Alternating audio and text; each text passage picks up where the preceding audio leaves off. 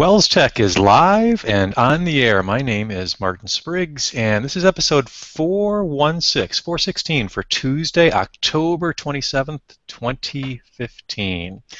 We have a great cast of characters joining us, as usual. Sally Draper from New Ulm, Minnesota, dressed in periwinkle. Is that accurate? Periwinkle. Sure, that sounds great, Martin. Here I am, broadcasting from New Ulm, and happy to be joined as well by Jason Schmidt, who is coming back for, I believe, his 5th season of podcasting on the WELSTech podcast. Welcome back, Jason.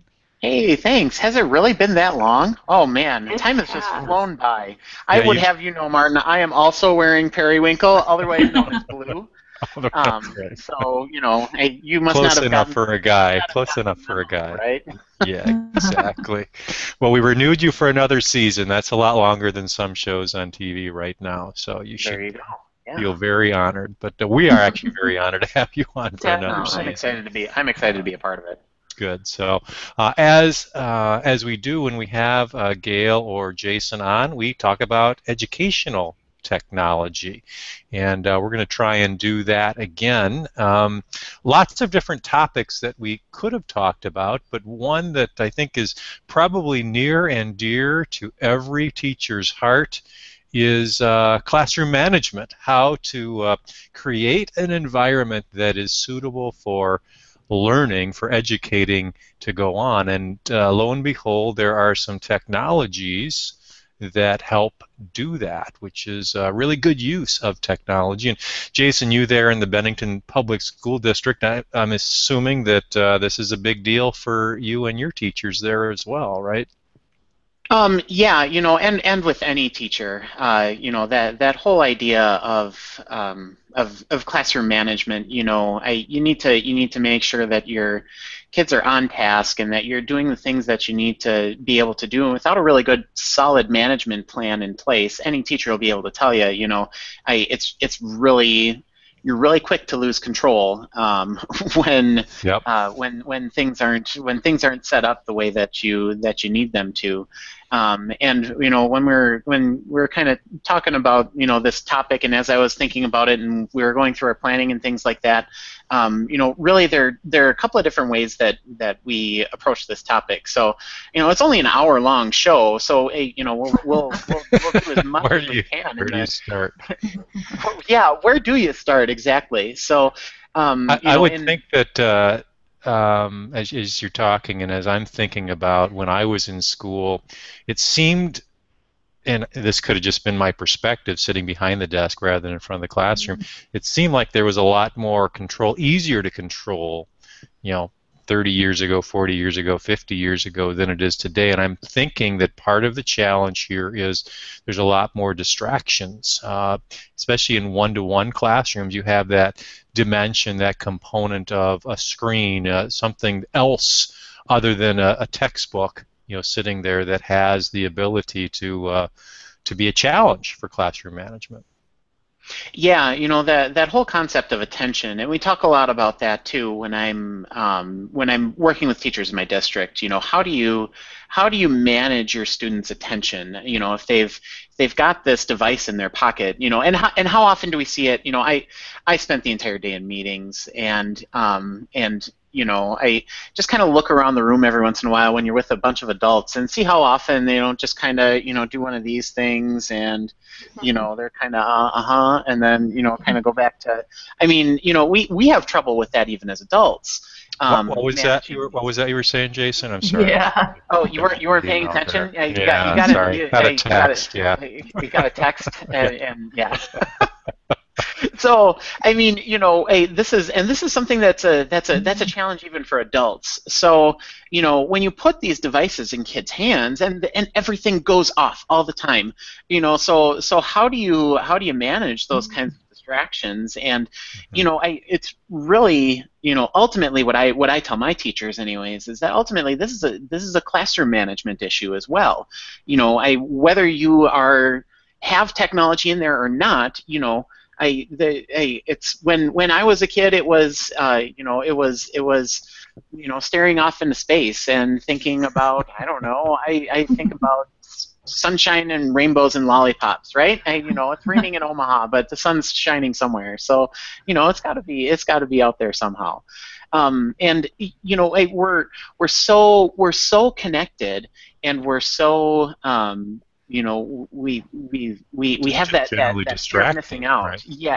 Yeah. That there's so many distractions and things that really it just ultimately comes down to, teacher, how are you going to help manage your students' attention, so that you're doing, so that you're meeting the objectives that you want to meet.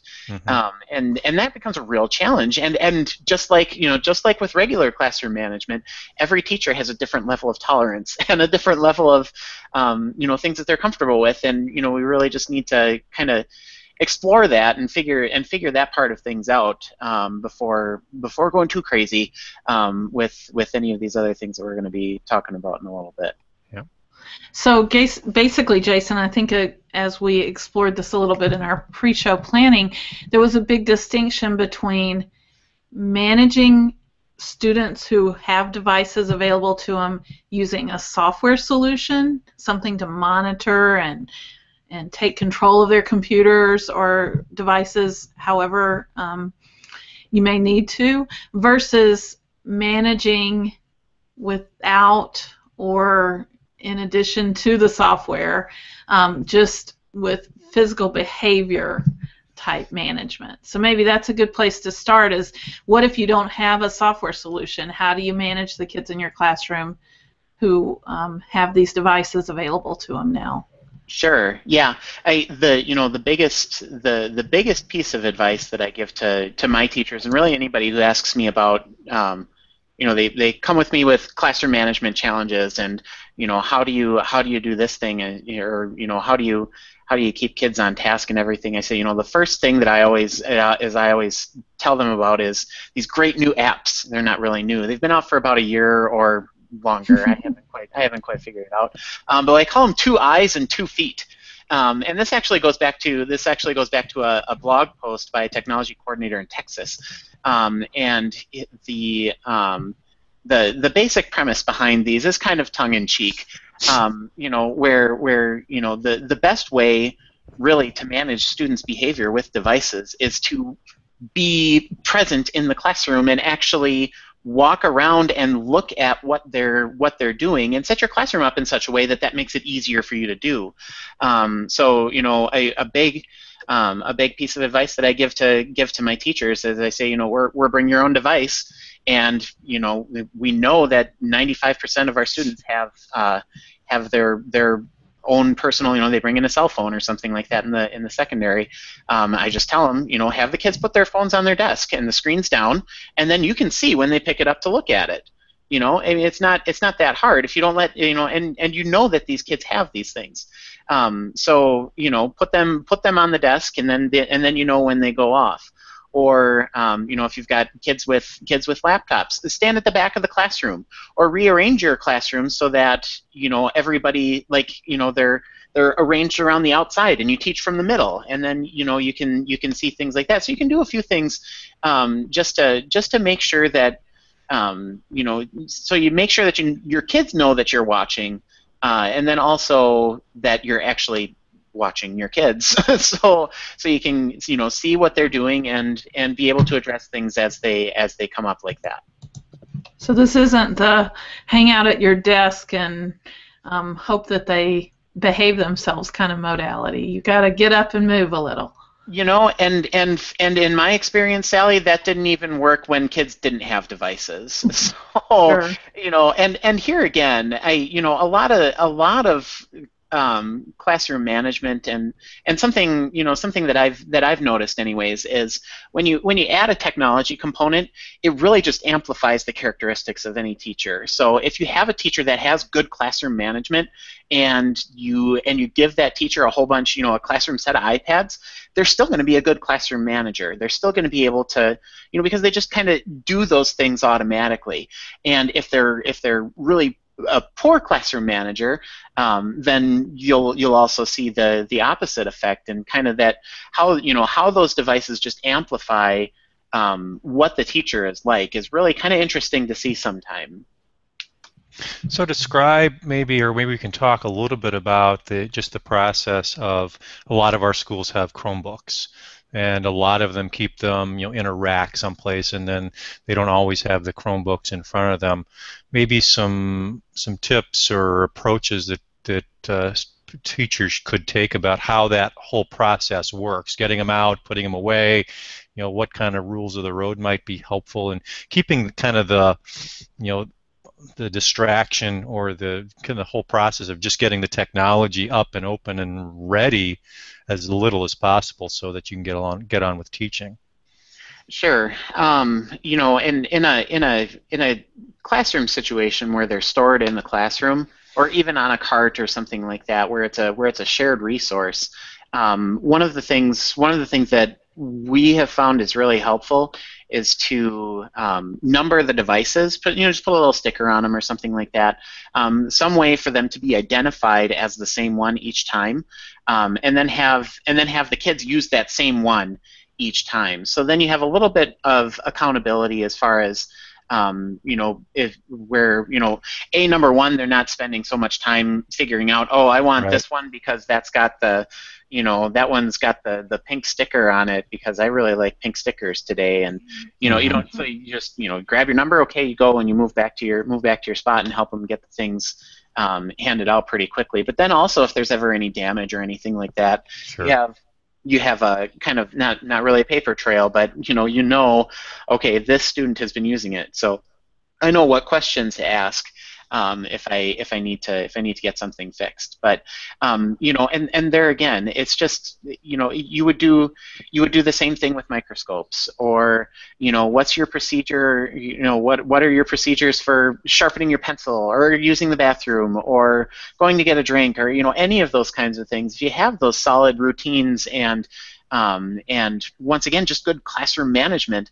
There isn't really a best practice, as far as I know, for classroom management when you have technology in there. It's just once again, you're just following regular basic classroom management practices, and good common sense as well. Yeah. Yeah, exactly. My old principal called it rare sense. It's not always so common, is it? Yeah. All right, so maybe we should shift our discussion then to the concept of some monitoring software. I know there are a few kind of big players out in the market, things that would allow you to do things like see your students' screens, or project your screen, or a tab you're viewing onto all your student computers, that kind of thing. Do you have recommendations along those lines, Jason? Yeah, if you're in a physical lab, we have a product called Land School, and that works really well for lab management. So not only does that allow you to view the screens that your students, that whatever it is that your students are doing, it's kind of laggy, and it's honestly not super. It's not super awesome for that, but what it does really well is, it's a really great way to get all of your students in your lab on the same page. So you can send a link out to them, or if you're working with kindergartners and you have 26 kindergartners that you need to open up one particular website at the same time, and it's a big, huge, long thing that you've got to type in. There's no way they're going to type it in, and there's no way that you're going to have time to type it in, because you're going to lose one as soon as you do the next one. So this program works really well for that. It'll also, if you're in a Mac or Windows environment, you want to collect files and things like that from students. That's also a really good one. It is the version that we have in my district is a paid version, and I would show you guys what it looks like on the screen, but I just realized I'm at home, so there's no way that's going to work or be anything effective. So sorry about that. But then there's also a free version of it called Land School Lite. It doesn't have all of the same monitoring things. Land School, you can do things like monitor keystrokes and save internet history, and it'll do screenshots, and there's a ton of other stuff that you can do with that one that Land School Lite doesn't do.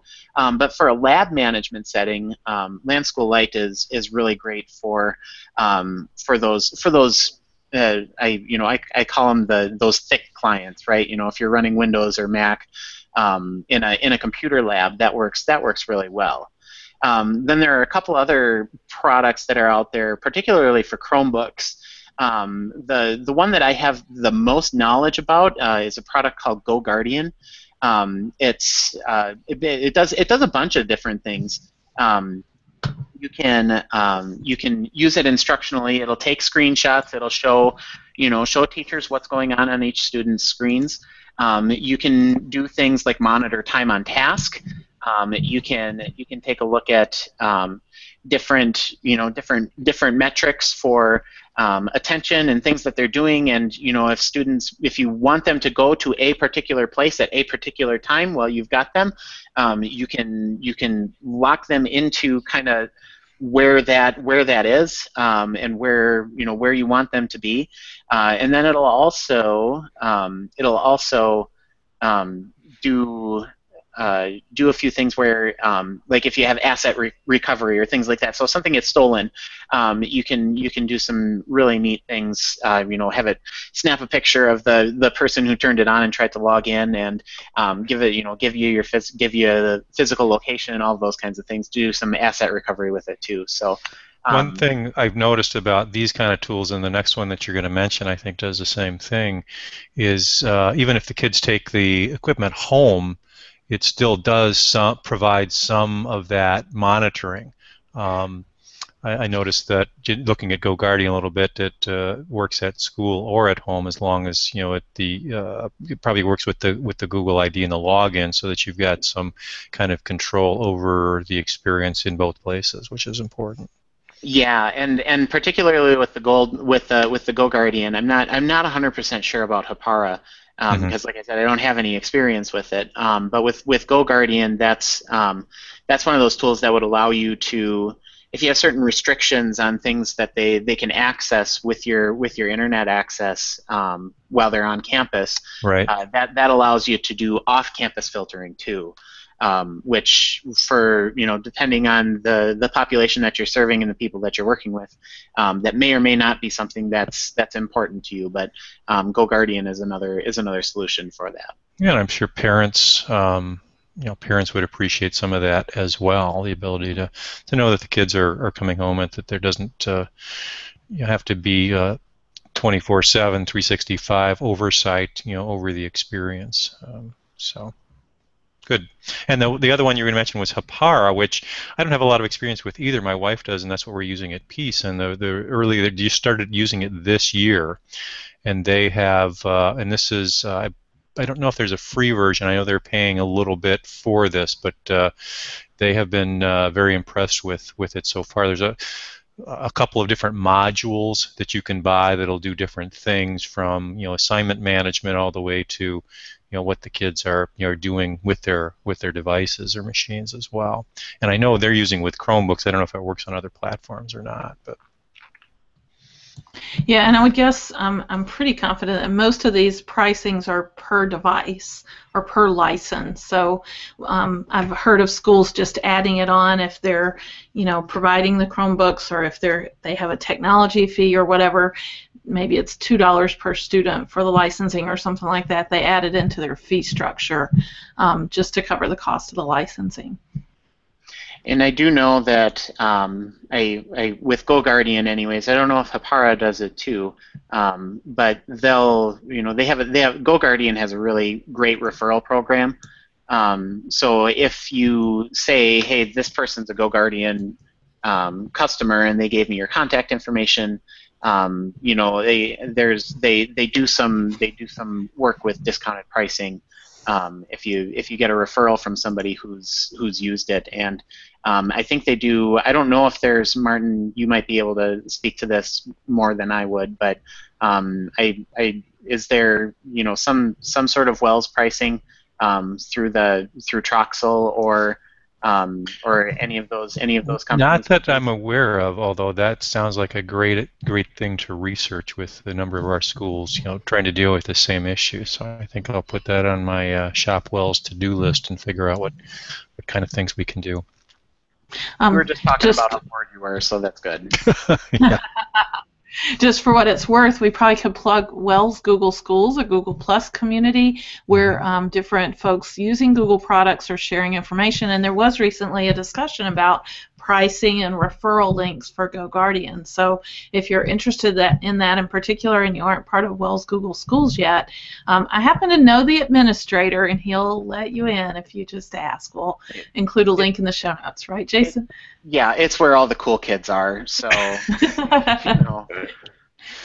Headed up by our friend Jason. So, one other area I wanted to talk about, and a little bit of a different path, but this classroom management with technology kind of opened up a lot of different boxes, and one of them was other ways to effectively organize and keep your students involved and engaging them, and just different software and tools and things that are available for those kind of efforts, you know, feedback, discipline, all those kind of things kind of digitized with different software solutions. And one that came up very quickly to the top of the list was Class Dojo. Jason, do you have experience with Class Dojo? You know, I have a lot of teachers who use it, but I personally don't have a whole lot of experience, just because it was one of those things that kind of came about after I was out of the classroom. I suppose I could try and use it with my teachers, and just see, and just see how that one goes. That might be kind of fun. And give them stickers and explain the concept, guys, behavior. for those who aren't familiar with it. What does it do? Well, I believe the idea is that you can give students feedback, encourage them, or discipline them using computer or mobile device. They can see the feedback on their computers or mobile device, and the parents can also have access and be able to monitor. There's reporting that can come out of it, that kind of thing. So it's basically a discipline type tool, both positive and negative discipline, but digitized. So kind of gamified a little bit, so they're getting kind of reward stickers they can aggregate, get increase a certain quantity of, or take away depending on what their behavior is. I think there is some of that baked into it, and certainly, just very encouraging. It says students love it, of course. That's what their website says. So maybe you want to dig a little bit. I'm sure they have some overview videos and testimonial type information out here. But yeah, and the other neat thing that Class Dojo does is it really helps to facilitate the communication, that home and school connection. Beyond just the behavior stuff, there's also a messaging feature that's built into it. So, and that's in our district, anyways. That's one of those things that's extends the classroom a little, probably especially for flipped classroom kinds of scenarios as well. Sure. Yeah. Just to contact parents and do it in such a way that it's not for us it's within policy. We're not supposed to text parents or anything like that. So, okay. Yeah, that's something to consider. Adds another tool to be able to do that kind of communication. Awesome. I also headed over to my friend Pinterest and did a little searching on classroom management with technology, and lo and behold, it supplied a couple of interesting articles. This first one is called 5 Classroom Management Apps Every Teacher Needs to Know About, and they talk about Class Dojo on their list along with a few others. One that I thought was interesting is one called Too Noisy.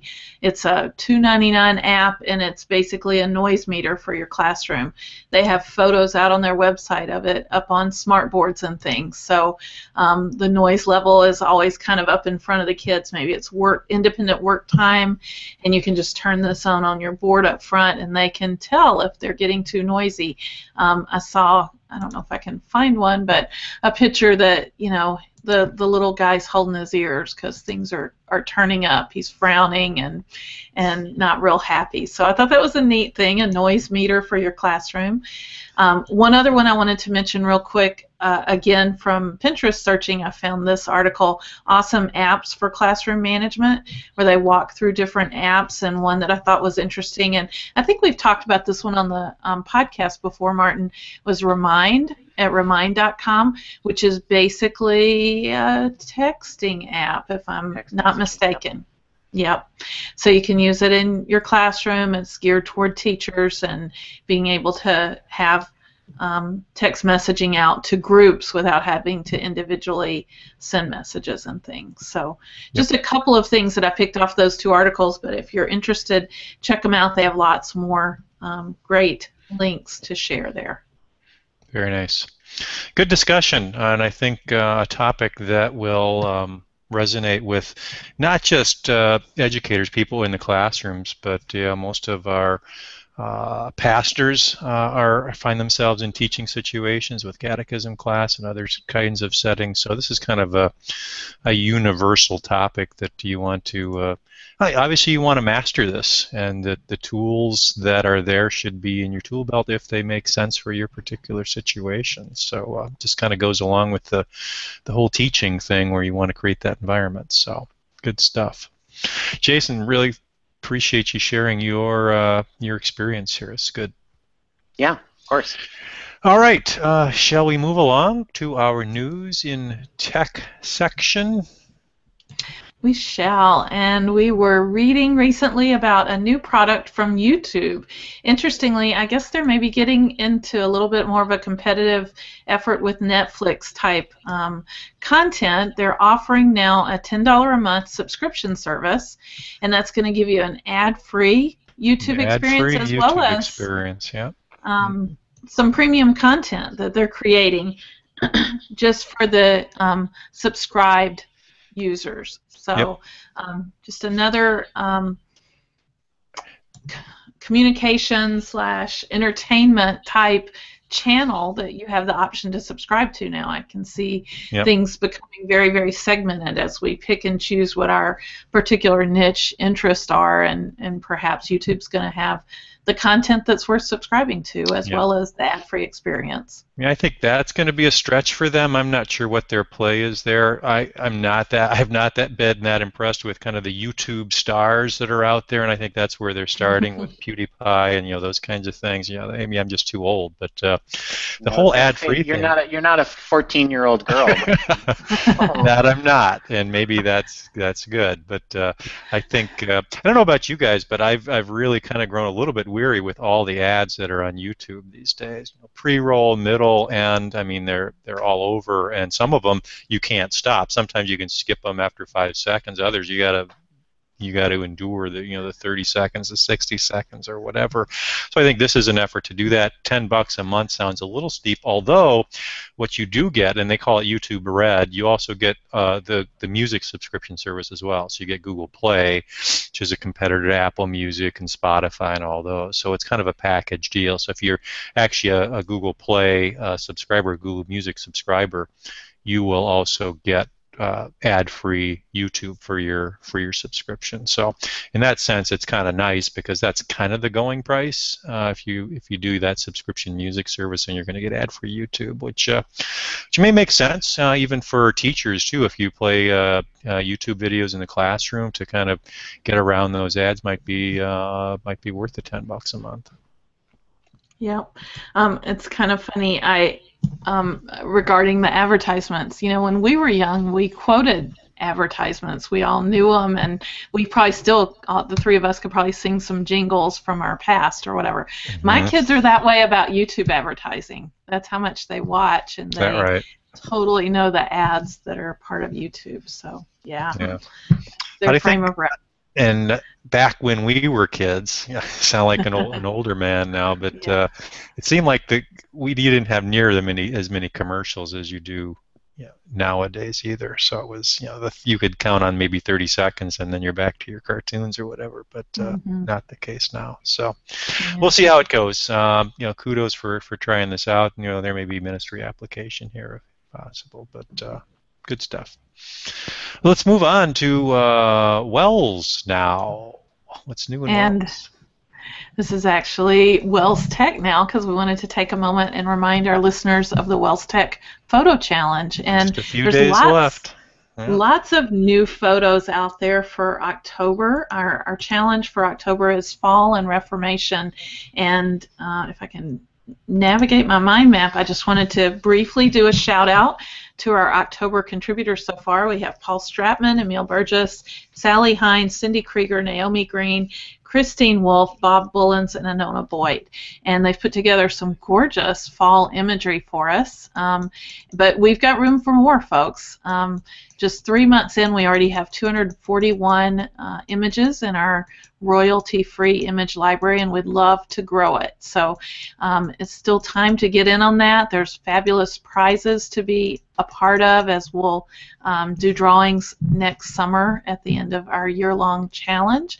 And since this is the last show of the month, it's time to announce what our November challenge is going to be. I'm sure there are many out there who are eager to hear our November challenge, and we're going to focus in November on Thanksgiving, food, and for the first time we're adding a verse image inspiration, Psalm 118:34, which is rejoice in the Lord always. So I encourage you to take advantage of it and make use of the photo library as well as be a contributor.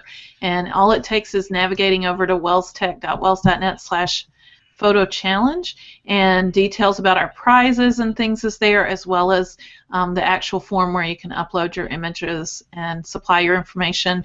If you want to have one of the fabulous, let me turn off screen sharing, orange WELSTech screen cleaners. You want one of those, so we'll be happy to mail you one if you'll just share some of your lovely imagery with us. Looking forward to those primped cornucopias and sweet potato pictures. So everybody does food, don't they? Smell them coming. Yep. Yeah. All right. Is that it for Wells now, Ms. Draper? That will do it for this week. Yes, sir. Okay. That means up next is our Pics of the week. And Jason, you want to lead us off? Oh, sure, why not? My pick of the week is something that you guys have talked about on the podcast before, or maybe mentioned just briefly in passing. I'm not completely sure. But this one is called Seesaw. So if you go to web.seesaw.me, not seesaw.com, that is something completely different. You'll come, and it's not anything bad. It's just not what we're looking for. So what Seesaw is a web-based digital portfolio platform. What's really great about this is that it works cross-platform. So they have an app for Android and iOS. And then it also works on the web with Chrome.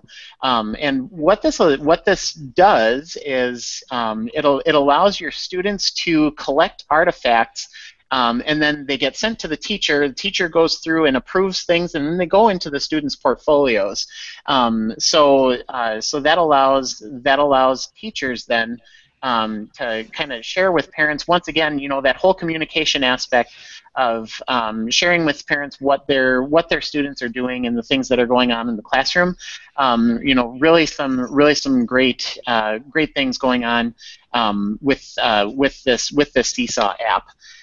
One of the new exciting things that they just announced within the past week or so is they added to the iOS app. So if you're using it on an iPad, they've added a screen recording feature where you can draw on the screen, take a picture of something, and do kind of like what you do with like an Explain Everything or a Show Me app or something like that, and then it takes whatever video content your students have created and it uploads it to their portfolio, and then you as a teacher can give them a grade if you wanted to do that, and then pass that on and approve it and make it available in their portfolio.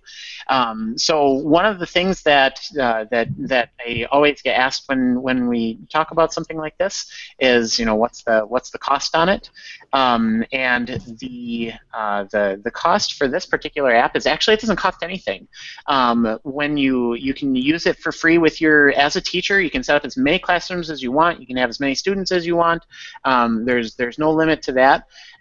Where they make their money is they charge parents for access beyond a year. So if parents if you want to keep track of a student's portfolio for longer than a year, you need to purchase that access, whether that's as a school or as a parent. You always have the option to download an artifact or a video or anything if a student has done that. So if you want to have a copy of it and you don't want to pay for it, you don't have to. So it's a really a neat product, a really powerful product. Lots of really cool things that you can do with it. We're just kind of getting started with it in my district, so I'll try and have something to report later on. But signing in with accounts is super easy. It ties to your Google account. There's really not a whole lot of difficulty in getting going with this. So, if you're looking for a portfolio platform, and if you're looking at digital portfolios for students, definitely 100% recommend Seesaw. It's a great app and a great platform for doing that. Excellent. Sounds like Thanks, a lot of fun. Jason. Yeah, absolutely. Sally, what is your pick of the week? My turn. I better share my screen again. My pick of the week is an oldie but a goodie. It's something that I haven't done for a very long time, but this weekend we did a little traveling, and we also did a little geocaching, and I thought I would highlight the concept of geocaching for those that aren't familiar. And yes, there are some education ties to this, so bear with me and I'll get to that eventually. Geocaching, on their website, geocaching.com, is billed as the real-world treasure hunt that's happening right now all around you. And that's literally true. They say there are over 2.7 million active geocaches all around the world. And what you do is you sign up for an account, you search for a geocache in your area, and it gives you waypoint coordinates that you can plug into a GPS system and go find the hidden treasure. And once you do, you kind of log your visit, and it keeps up with it. We've actually been doing this as a family since 2006, although we haven't done it for a really long time until this weekend.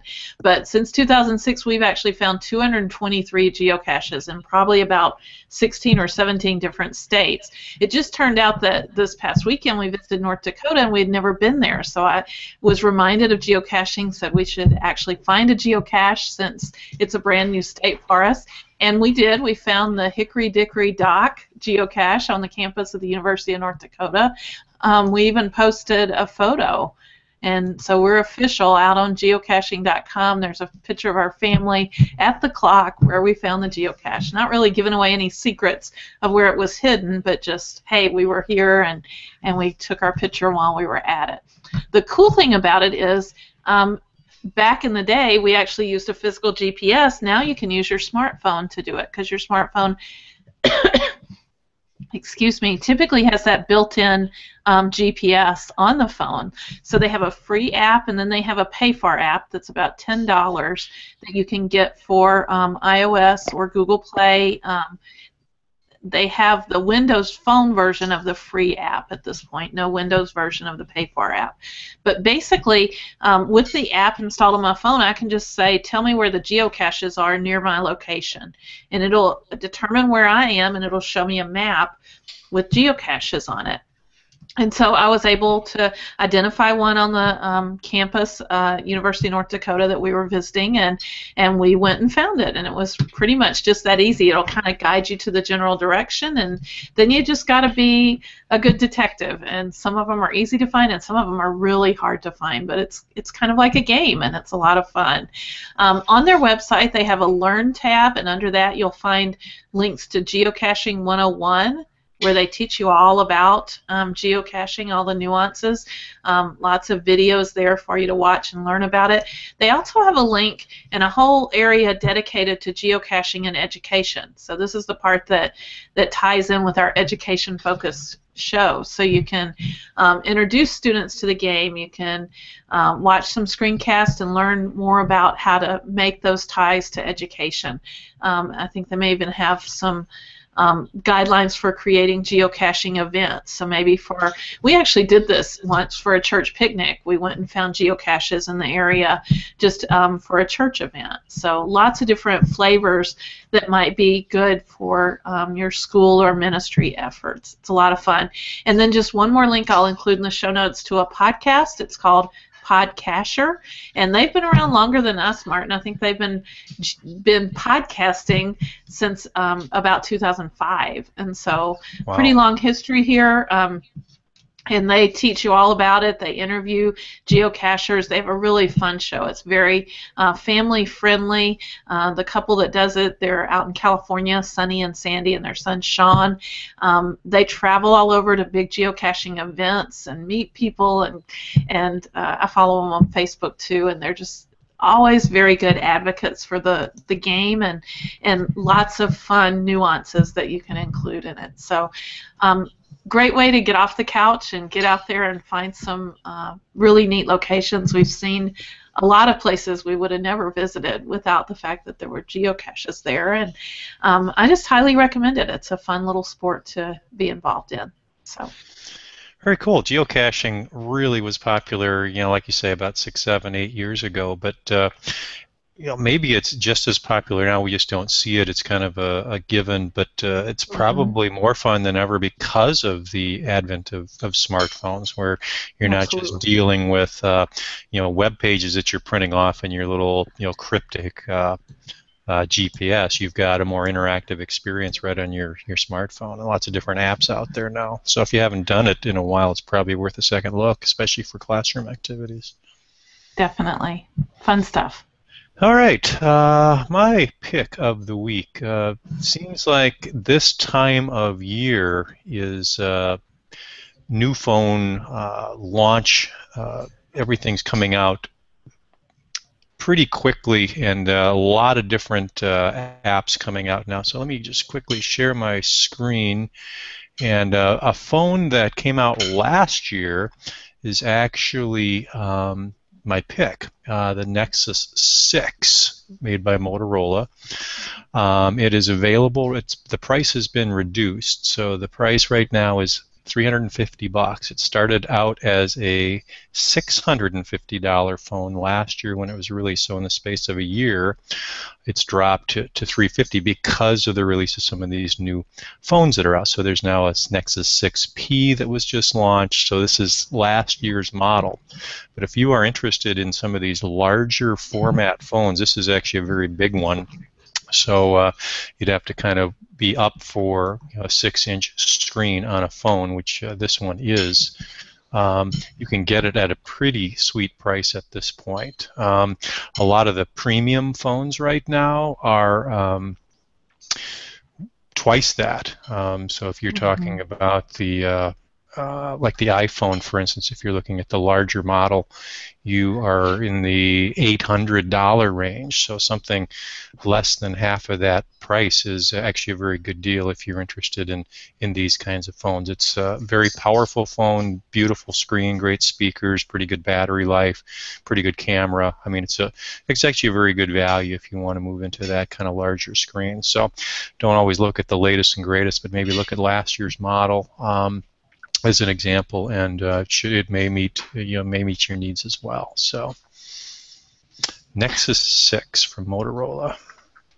Don't go to Motorola's site; they still have it at a higher price. Go to Amazon, and you can get the $349 price. Great deal. One of those. I was in the market for a new phone recently, and I was looking at those, and it was a little cost prohibitive for me. But have you used a Nexus 6? Yeah, got it right here. Okay. And I would say it's not for somebody with really small hands. It's pretty wide, and it's wider than any other phone I've ever had. But that kind of comes in handy for video and different media kinds of things that you would do with it. Definitely two-handed operation. But to be honest, the iPhone Plus is the same way. A lot of these are really not one-handed phones. So, but nice and thin. It looks nice. It's pretty durable. But I think the phone you have, Jason, was probably in that price range as well. But yours was hard to get too, wasn't it? Well, actually, I got last year's OnePlus model, the OnePlus One. and mine was only $2.99. Yeah, yeah. And you know, That was kind of I their niche, that the mhm. premium phone at these lower prices, but they weren't. Yeah. They had to go through an invitation, sometimes to get these, and now they've kind of opened it up a little bit. But Just for last year's model, for the one this year, I had an invitation to purchase a OnePlus 2, but I had already had this one in my grubby little hands by that point. So yeah. I'm happy with it though. Good. Yeah. And is that one a bigger format as well?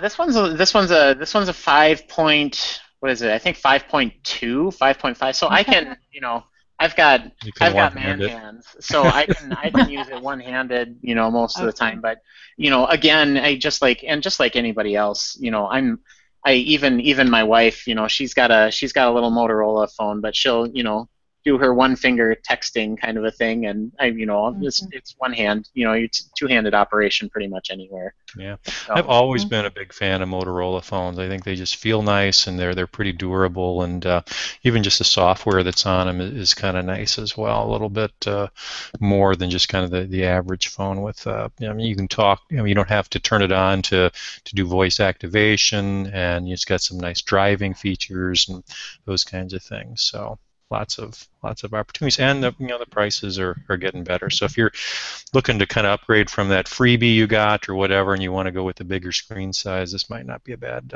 choice. So not to belabor the point or anything. Go ahead, Sally. No, I was just going to say I giggled at the bigger screen size. It's the age that makes that appealing to me. My eyes seem to like the bigger screen size. That's all. I'd agree. What, Jason, what were you going to say? Well, I was going to say, since you have a Nexus 6, are you looking at Project Fi at all? I looked at that, and the Nexus 6 will work with Project Fi. For those of you that don't know, Project Fi is basically a Google wireless service, like Verizon, like AT&T has. You have the ability to sign up for this service, and what it is you subscribe. Jason's got it there on the screen, and Google has negotiated a relationship with Sprint and T-Mobile, so whichever is going to be the strongest signal, it's going to use that signal, and it's also going to use Wi-Fi for calling. So if you're in Wi-Fi, it won't use either of those. It'll use the local Wi-Fi for calling. You get unlimited, as far as I know, you get unlimited talk and text, and then you pay $10 per gigabyte. So when you sign up, you say, well, I want the 2 gigabyte plan. So it's 20. Actually, I think isn't it $20? I don't have it in front of me. Yeah, $20 a month. Yep. $20 a month flat, and then $10 per gigabyte. What's kind of cool is you say, well, I want 3 gigabytes, so you got your $50 plus taxes or whatever. So that's actually a pretty reasonable price. But if you don't use your 3 gigabytes, they'll rebate you the money. It'll go back into your account, so you only pay what you use. So that's very attractive, and you can terminate at any time.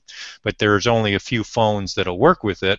The Nexus 6 is one, and then the 2 new phones that Google just launched recently, the Nexus 5X and the Nexus 6P, also will work with Google Fi. I'm sure there'll be more phones as we go along, but sounds pretty attractive, and the reviews have been pretty positive. First of all, the flexibility of the plan, coverage not too bad. I mean, you get similar speeds. I think you also get some good international rates that come along with that as well. I heard the speeds aren't real great, but at least you don't have to kind of go to an international plan and pay these exorbitant rates. You just take your phone and you go. So if you do international traveling, Google Fi might be something that you would be interested in. You have to kind of sign up, and now it's pretty easy. I had to get on a list, and I finally got an invite, although I don't know that I'm going to take advantage of it. But it sounds like a worthwhile program. So all kinds of smartphone knowledge being shared here. So. Yeah, very good. We probably ought to skitter along here to our ministry resources section before we forget about it. Some good stuff here too. Definitely. We want to share today the Time of Grace blog. So many of you are familiar with Time of Grace Ministry. It's out of Grace downtown Milwaukee with Pastor Mark Jeske. Not Grace downtown, St. Marcus. Sorry, I said it wrong. St. Marcus in Milwaukee with Pastor Mark Jeske, and they have an excellent web presence where they have their videos and things available, but they also have a really awesome blog, and blogging on all different topics here, and perhaps just something you want to begin to read up on, things that they're posting here, but also something that might be good for sharing, through social media channels or whatever. They certainly are good discussion topics. They often are very timely with events going on in the world and things like that. So a Christian/Wells perspective on different topics, and I think very, very well done. Martin, are you a reader of the blog? I subscribe, yeah, and there have been a number of articles that have come across my feed reader that have been very interesting, well written, very thoughtful, a number of authors that write for it. So, yeah, that's why we made it a ministry resource. There's good stuff there, so give it a shot. We'll include the link to it in the show notes. Mm-hmm. And that means it's time for a video, right? That means it's time for a YouTube video. That's right. We always end each show with a link to a YouTube video, and this being the week of Reformation, the 498th anniversary of Martin Luther nailing those 95 Theses to the church door in Wittenberg. We have A Mighty Fortress Is Our God, sung by Koine, with a really awesome video to go along with it, and we will be embedding that on our show notes page at WELSTech.wells.net. So head on over to WELSTech and check out A Mighty Fortress from Koine and enjoy your Reformation celebration. Absolutely.